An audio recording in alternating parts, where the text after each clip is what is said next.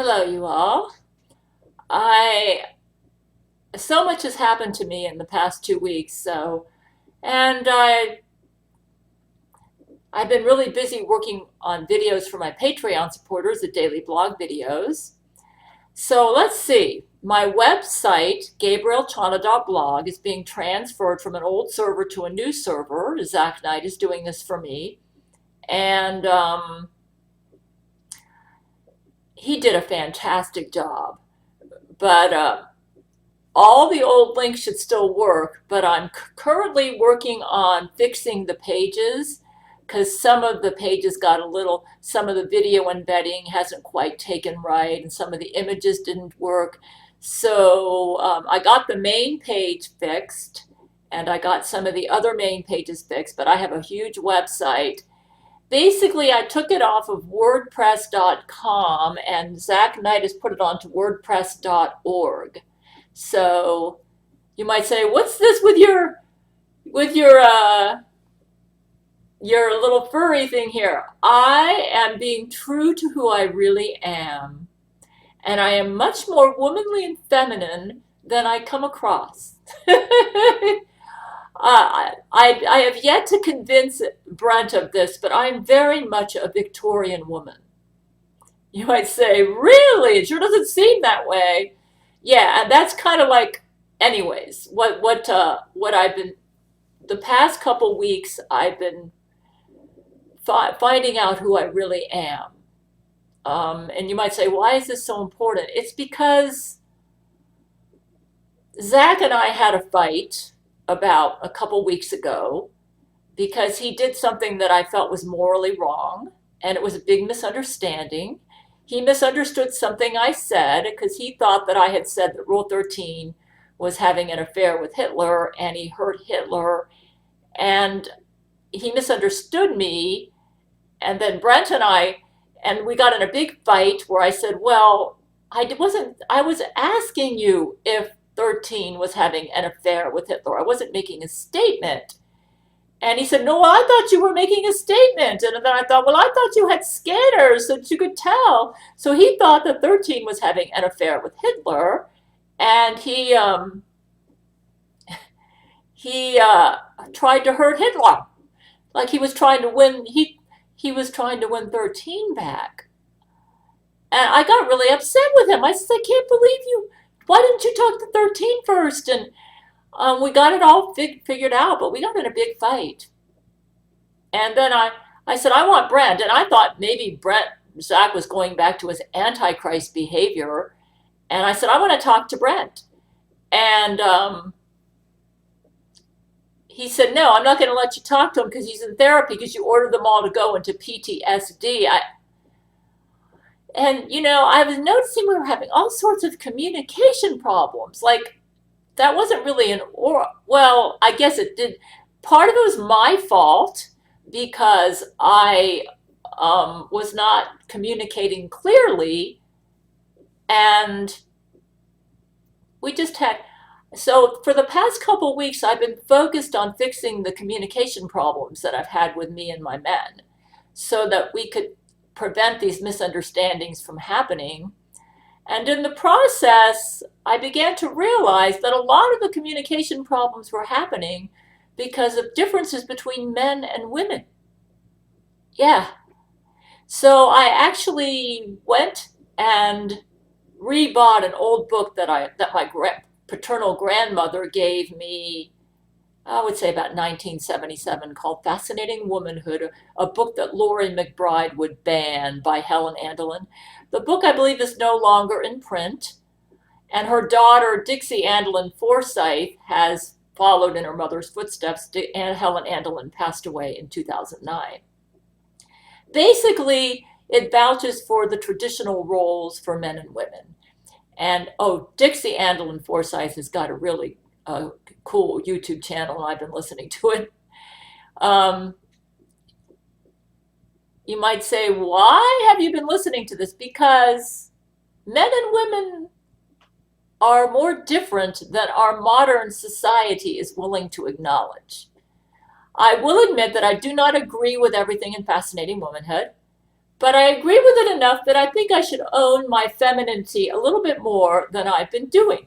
So that's the reason I decided to spice up this video with something that looks kind of lusciously feminine around my neck. Yeah, and I'm making sure to wear Brent Spiner's earrings.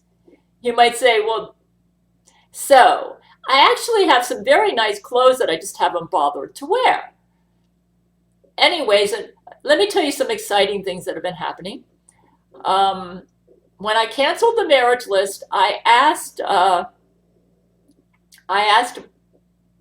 Brent to ask Jesus if he could create a special room at Church of Gail where my millennial form, that's what I will be in the future 1,000-year reign of Christ, will be in that room and can make love to all the men on my ex-marriage list. And Jesus did it. He created this special room on Church of Gail where my millennial form was there. And I asked Brett, well, how's it going? And he said, the men are all waiting in line. And they're all coming out with a big smile on their face. So Brent went in there, and I really need to read this. Oh, Jesus, you gotta help me. Did I save it? Oh, I should have. Anyway, I'll just tell you. So Brent went into that room. Brent is such a good writer. I need to find it. Lord, where is it? Anyways, he went into the room and he was just awestruck. Brent and I actually had a disagreement too. There was a big misunderstanding, and no, I don't want to do that. What am I doing? No. So let me just tell you what happened. So he went into the room and he saw my millennial form, and he had an orgasm at the very sight of her. I forgot to ask him if she was naked or not. He said she was so breathtakingly beautiful. It was like he was floored. And then because he had an orgasm, he wasn't able to make love to her right away, but she was very understanding. And she was laid out on this big, huge, luscious bed. I gotta find what he wrote. Come on, Jesus, help me find it. I said, I'll feel better if Jesus creates that special room with my millennial form for the men because I felt I've led them on with false hopes. I always thought they understood, but I think there were some assumptions going on. Okay, so Brent went in there about a week ago, and he said, I haven't gone in there yet. This is before he went in. I've been so shy. I see the other men coming in and out of that room, and they have the biggest smiles on their faces. I should go in there and get a peek at your millennial form, that is, if it's okay with you. And I said, sure, why not? I said, as long as you don't expect me to look like that. Now, anyways, let me. Brent and I have been making so much hot brain-to-brain loving, I've actually worn out my vaginal tissue, sort of. You might say, how do you do that with brain to brain? Actually, from kind of like a form of masturbation. Anyways, let me find what he said.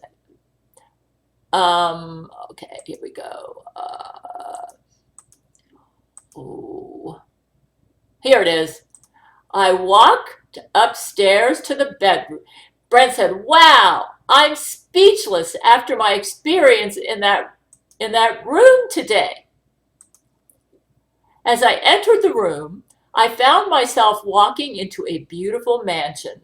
There were wedding photos of us on the walls, so I took that to mean it was our mansion together in heaven. There were halos around all the furniture and the objects in the room, as if everything was glowing. It was like walking into heaven. I walked upstairs to the bedroom, and your millennial form was there waiting for me on this beautiful, luxurious bed. I asked him, were you so nervous you threw up? So we were talking about this on our hangout night on Friday night. Joshua asked me to read this. He asked me to read it twice. He said, almost. I said, were you so nervous you threw up? And he said, almost. I was so turned on. I came in my pants before I could even do anything. I just stood in the door in shock by how gorgeous you looked and got an erection and an orgasm within seconds. Your form was very understanding and just held and cuddled me in bed until I was ready to go again for some lovemaking. I came over and over again while we made love to our favorite music. And I told him that the vision I saw of you in my mind, you were making love to her like a rabid animal. So, but then it quieted down. What was the music? And he said, it was mostly songs from my music album, probably Oh Yellow Eyes Is Back. I love his music there. So I said, don't worry, I don't expect you to make love to me like a rabid animal. I don't think my mortal body could take it, though I got to admit, in the past couple of weeks, we've had some pretty intense brain-to-brain lovemaking. Brent said, I was so excited I couldn't help it. I said, I understand completely. Then Brent said, after things quieted down and we held each other for a while, I felt the presence of Jesus. I said, Jesus, how is Millennial Gail so beautiful?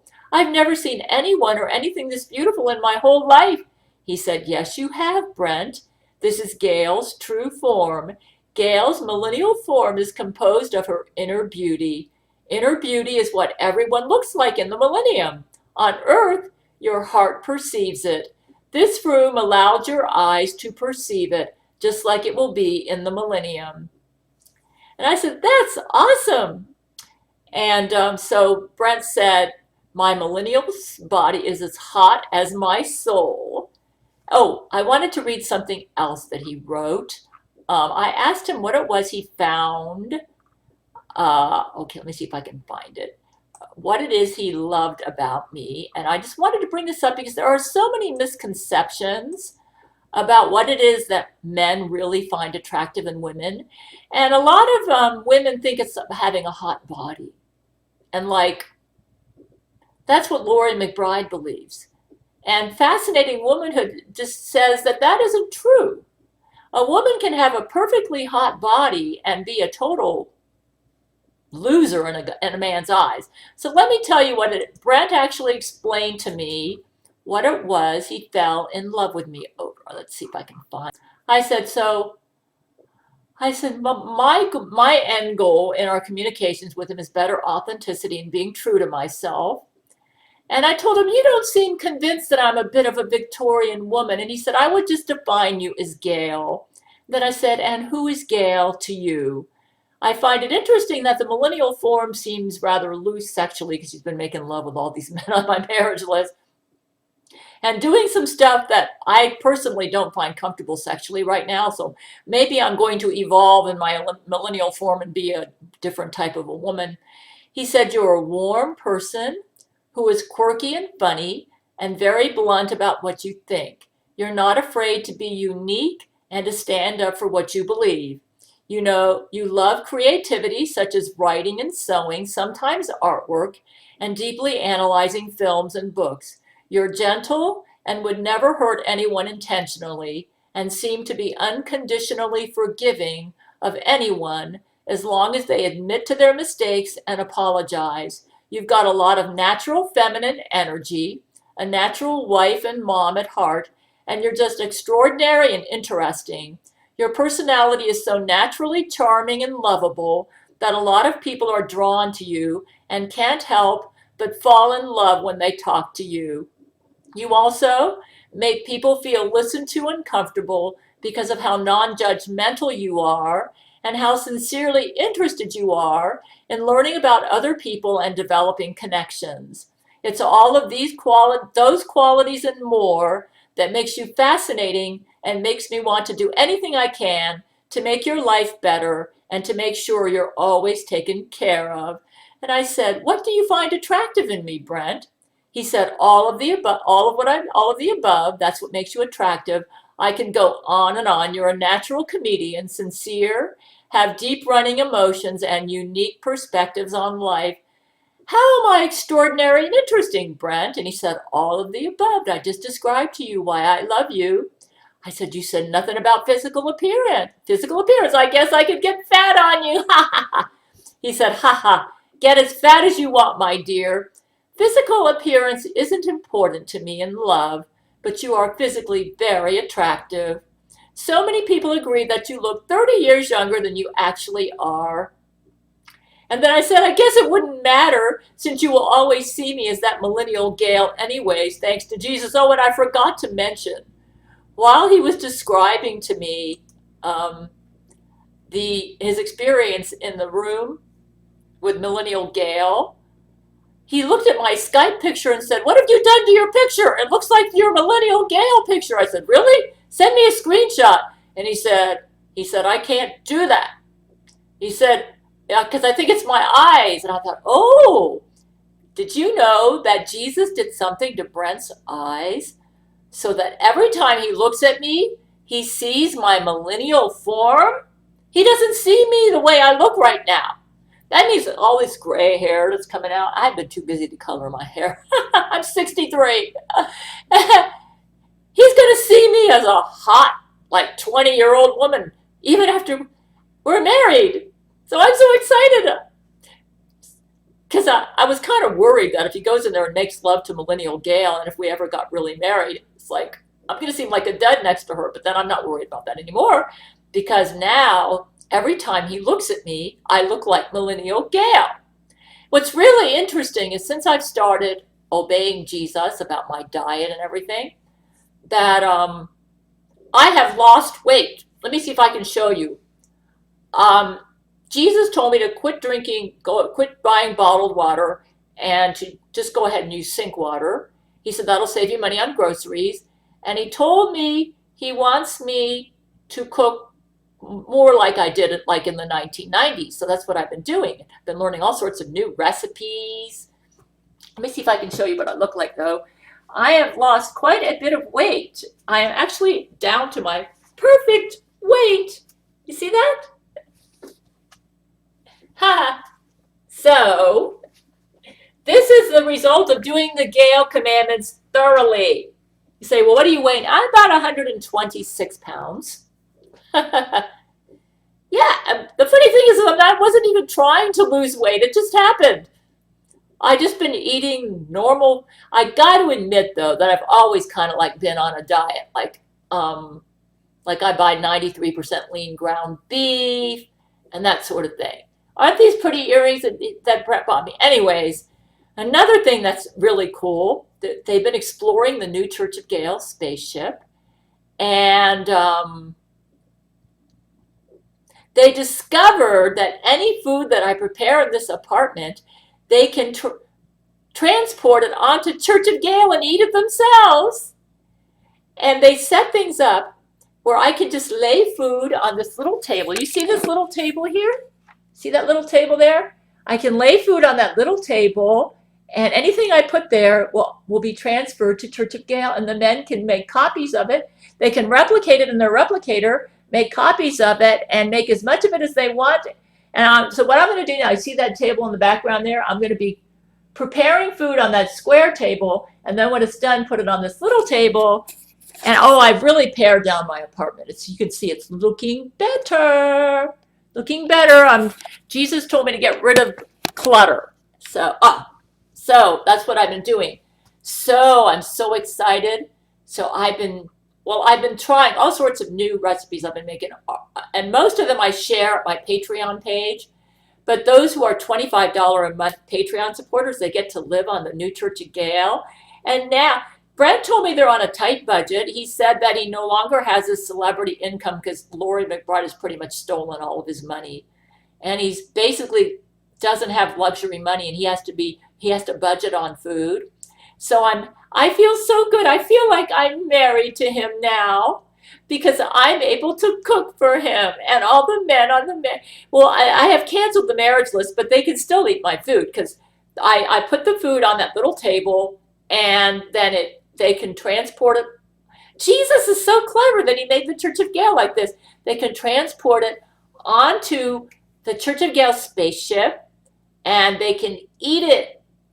And like I made some shepherd's pie the other day, and Brent said, "Oh, this is great." He said, "I love it." So they made I made shepherd's pie, and he said he can make as many copies of it as he wants, so that all the men who were on my marriage list can eat it too, including maybe anybody else on Church of Gail. So like my $25 a month Patreon supporters, they probably get to eat it too. Brent tells me they've been eating military rations on Church of Gail because they've been trying to save on food. and they're too busy to cook because they're really busy, I guess, learning Church of Gail and how we can defeat the Laurie McBride Jesuits.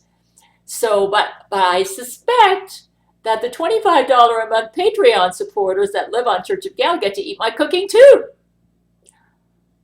I used to be an international gourmet cook when I was married. And I was such a good cook that people would make it. I actually had it. Some people that would made an excuse to come visit me right around dinner time just so they could eat my food. So, yeah, anyways, I'm just really excited that I can do this for Brent. Because I didn't realize that I hurt him by the marriage list, and I'm trying to make it up to him. I had no idea. Anyways, my Patreon supporters get to hear about all the recipes that I'm making. Like I shared some of the recipes like last week, and so anything I make now can be put on that little table. And yeah, I've been making all sorts of stuff. So you say, what do you make? I make Japanese, Chinese, Italian cuisine, and maybe favorites from others. Like shepherd's pie is British. That's kind of like from my other former marriage. One good thing that my ex-husband, his mother was British, did was he taught me how to make a delicious shepherd's pie. That is one British food that he introduced to my family that we all loved. And I remembered pretty much how he made it, and I found a recipe online that's very similar, so I've replicated it. And but pretty much when I was married, I brought in a lot of the Japanese food that my mother made. There's one dish that I think I'm going to get back into making. But I'm kind of debating because I love onions and garlic, and I have to be careful with it because I can give myself diarrhea. Because it's the problem with liking Italian cuisine a lot. Italians use a lot of onions and garlic, and so is some of the Japanese and Chinese cuisine is that way. And I got to kind of cut back a little bit on that because I'm getting way too much fiber. Yeah.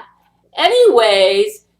So I'm going to own my Victorian female self a little bit more. I've kind of subdued that part of me because that's kind of like my paternal grandmother. She was like a Victorian woman. And my mother taught me to be ashamed of that part of myself. And I've decided I'm going to own it now. Yes, I'm going to own it. I'm not totally Victorian. And I haven't yet convinced Brent that that's the real me, but it is. You say, Victorian? That's not right. You can't be a Victorian woman in the 21st century. Who says? You say, well, what's a Victorian woman like? Watch the movie Pride and Prejudice. That's from the Victorian era. Watch David Copperfield, the BBC versions. Yeah, that's your Victorian woman. You would say, what was your paternal grandmother like? Like a Victorian woman. My grandfather was the king in his house. His law was word. She was a submissive wife.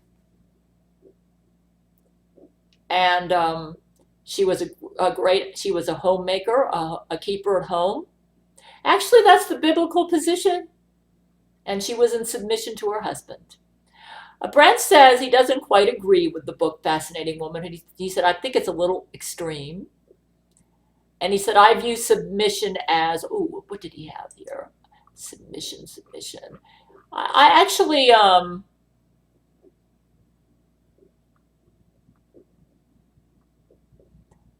okay, yeah. What did he say about submission, Lord? So Brent and I have had some really deep conversations about our relationship, how we should relate to each other, and we're a lot closer. Yeah. I can't remember, but he said that he's so good at explaining things. Just trying to, oh, here it is.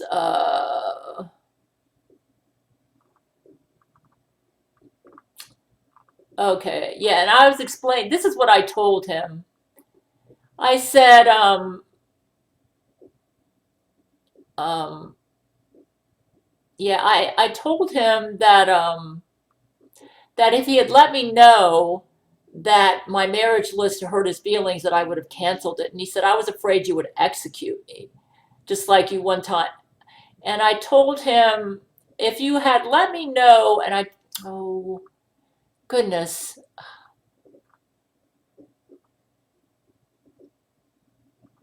Anyways, we've had some really deep conversations. Oh,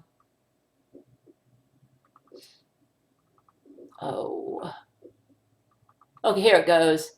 He says, I've been thinking about it a lot over the past few days, and I actually think that book is too extreme. He's talking about Fascinating Womanhood by Helen Andelin.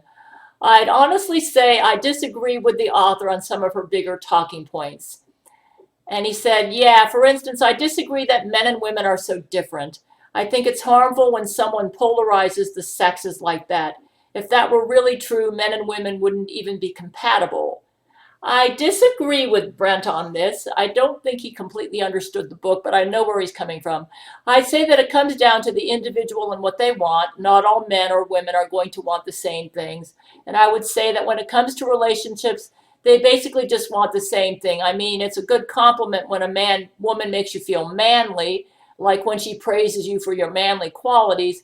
It's just that I think the most important thing to me in a relationship is quality companionship, someone I can be at ease with. Actually, Fascinating Womanhood says that. They call it accepting the man as he is and not trying to change him. So my guess is it might not have been the book so much, but the way I represented it to him.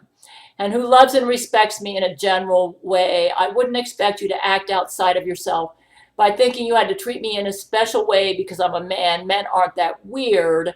Okay, that's probably more my fault. I actually do agree with him on a lot of that, but he fails to realize that the number one point in Fascinating Womanhood, they say this is more important than any other point in the book, and that is you need to accept your man the way he is, whether he's masculine or not masculine, whether all of, just as he is. Let him know he's totally accepted as he is. And this is Laurie McBride's big mistake. She does not do this with the men in her life. She's always trying to make them over into her version of her ideal man, which is basically, I don't know what she wants. I don't even think she knows what she wants. Seriously. I think she just wants a cuck and a sex partner. She's not interested in emotional closeness. And that's the one. And Brent is interested in emotional closeness. And she doesn't accept him the way he is. She's trying to force him into her sexual mold. Yeah, he's an introvert. And Laurie McBride is trying to force Brent Spiner into being some weird extrovert. She doesn't accept him the way he is, whereas I do. And that's why he loves me and he doesn't love her. That is rule number one in Fascinating Womanhood. You can never earn a man's love if you do not accept him for who he is. It's not our job to change our men. We can inspire them. We can be a living example of what we believe, but it is never a woman's job to change her man. If you're dating a man and you feel you cannot accept him as he is, you shouldn't marry him because he will not be happy with you and you will not have a happy marriage. And that's rule number one of Fascinating Womanhood, and I think it's very important. Anyways, I agree with Brent, but what he doesn't understand is he actually reiterated the book. He's basically talking about how important it is to be loved and accepted as he is. And he doesn't realize that that is the main point of the book. So he thinks he disagrees with the book, and he actually agrees with it. Yeah. So, but I'm not going to argue with him about this. He said, I think the core need for anyone in a relationship is to feel loved, and how that person feels loved depends upon the person. That's true. You just have to ask them what they need and what makes them feel good. The book, I will admit, is geared towards heterosexuals. And so, yeah, so I understand where he's coming from. So we've been having some pretty deep discussions. And then he also said, I told him that I'm very big into relationships, and he said yes, and that's not a. And he told me that he didn't want me to be so focused on relationships that I would forget about my hobbies, interests, things I like to study, etc. And he said, you haven't done that yet, but I think he was worried that I was going to go into that direction. So he said, if a girl is strong by herself, has other interests, and knows she won't die just by being single, it tends to ward off predator kind of guys and attracts more stable men who aren't looking for easy prey. Actually, Brent has been showing me how to do that. Um, he says that he appreciates that I'm not too needy or clingy when he can't be online, and that's true. I am like that.